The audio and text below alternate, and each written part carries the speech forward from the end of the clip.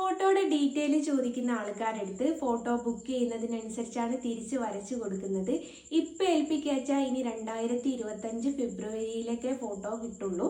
എന്തുകൊണ്ടാണ് അത്രയും ലേറ്റ് ആവുന്നതെന്ന് ചോദിച്ചാൽ ചിത്രവര മാത്രമല്ല, ഫ്രെയിം അടക്കം ഞാൻ ഒറ്റക്കാണ് ചെയ്യുന്നത്.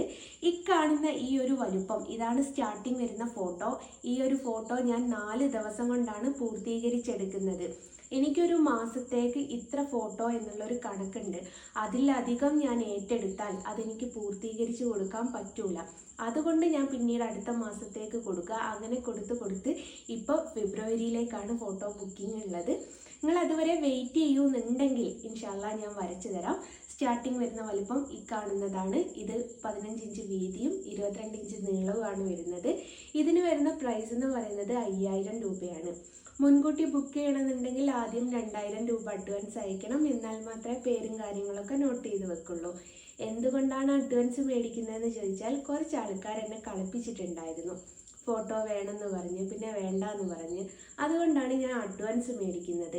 ഏതൊരു ഏരിയയിലേക്കും DTDC കൊറിയർ സർവീസ് മുഖാന്തരം കൊറിയർ അയക്കാൻ പറ്റും. കേരളത്തിനകത്തേക്കാണ് എക്സ്ട്രാ കൊറിയർ ചാർജ് ഒന്നും വരില്ല. കേരളത്തിന് പുറത്തേക്കാണെങ്കിൽ മാത്രമേ കൊറിയർ ചാർജ് വരുള്ളൂ.